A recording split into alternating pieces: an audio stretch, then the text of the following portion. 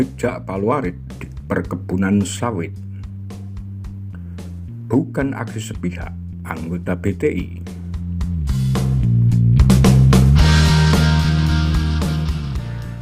Sukabumi. Eksekusi hukuman mati semestinya memang dilakukan berdasarkan inkrah pengadilan dengan putusan hukum akhir yang mengikat. Alih-alih supremasi hukum yang terjadi, bahkan pembandahan massal meluas dilakukan militer tanpa prosedur hukum. Selain kepentingan politik kekuasaan semata, itu terjadi di mana-mana pada tahun 1965, 66,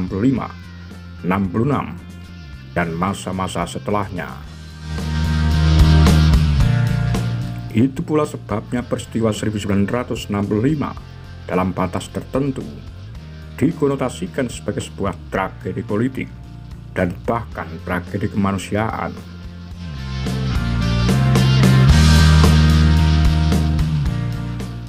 Dan untuk kali kedua setelah medio Mei 2016 lalu, YPKP 65 melakukan investigasi ulang ke salah satu lokasi kuburan massal yang sekaligus merupakan kamp konsentrasi tahanan politik 65 di pinggiran kota Sukabumi, Jawa Barat. Kawasan yang juga diproyeksikan sebagai plan area wisata selain sebagai areal perkebunan. Tempatnya relatif terisolir pada masa itu karena berada di hutan karet kawasan Cikidang yang selama setidaknya 12 tahun terakhir telah diganti menjadi perkebunan kelapa sawit. Sejak melewati desa Cipetir dan Cirariuh, desa perbatasan dengan wilayah Cibada, hamparan perkebunan kelapa sawit memang terbentang begitu luasnya, terutama di zona sisi kiri jalan mulai dari desa yang jaraknya sekitar 45 hingga 50 km dari pusat kota Sukabumi menuju arah ke Pelabuhan Ratu. Memasuki Cikidang, hamparan sawit terbentang di kedua sisi jalan dan luasnya bisa mencapai ribuan hektar. Timbul pertanyaan yang cukup menggelitik benak.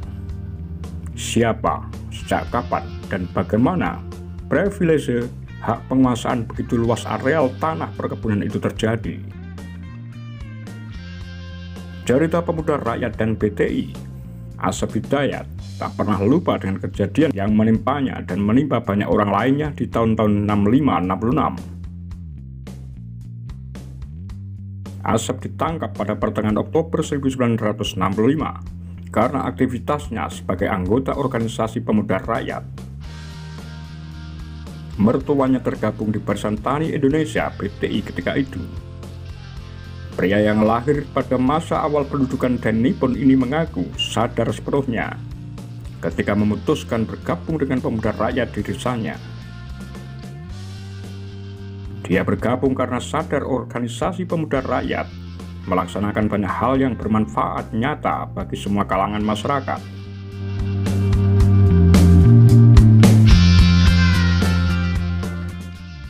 Menurutnya, berorganisasi adalah belajar dan berproses menjadi mandiri. Setiap anggota dilatih untuk itu dalam kebersamaan dengan lainnya. Setiap program dijalankan bersama tanpa mengandalkan sumbangan pihak lain, termasuk dalam hal pembiayaan program kerja organisasinya. Semua berjalan seiring dengan kesadaran pentingnya budaya kerja, dan itu ditumbuhkan melalui praktek-praktek organisasi. Secara praktis, organisasi ini juga didorong untuk ikut aktif menjalankan program organisasi lain yang ada, seperti BTI. Sehingga persatuan sesama elemen rakyat bukan lagi sebatas wacana dan retorika semata. Bukan aksi sepihak BTI.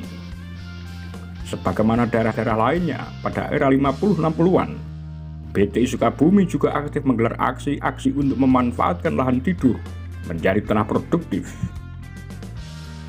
Dalam semangat membangun ketahanan pangan dengan spirit berdikari nasional.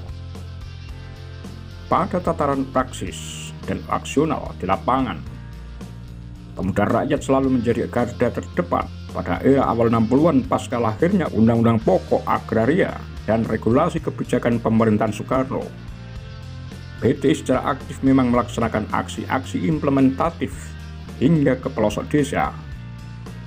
Tak terkecuali di desa pinggiran Sukabumi di mana Asep Hidayat jadi anggota organisasi Massa Pemuda Rakyat.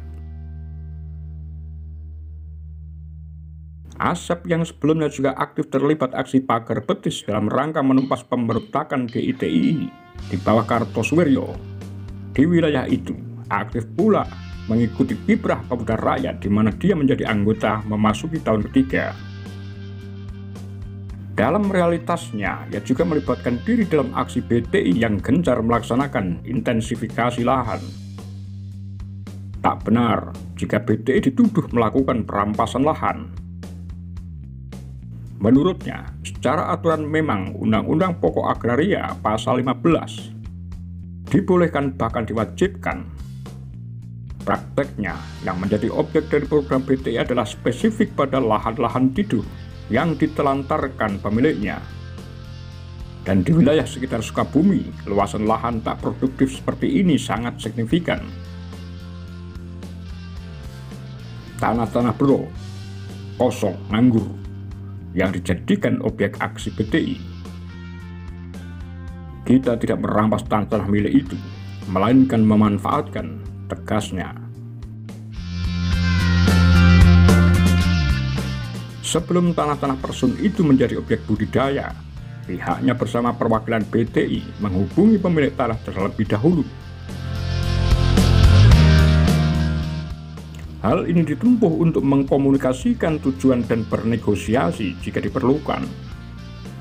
Karena ada pemilik tanah yang keberatan jika miliknya dikelola petani, lalu dinegosiasi untuk disewa atau dijaminkan pembayaran pajaknya. Jadi bukan perampasan. Karena kita tak mengusik hak kepemilikan tanahnya, tuturnya. Menariknya, para petani yang jadi penggarap tanah-tanah objek aksi BTI ini tidak melulu dari anggota organisasi tertentu atau agama tertentu, maupun mendukung politik aliran tertentu, melainkan masyarakat umum bisa menjadi penggarap tanahnya.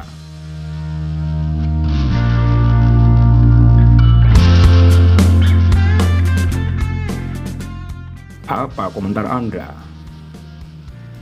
Demikian Kula-Kula, Tagar Lambe Sundel.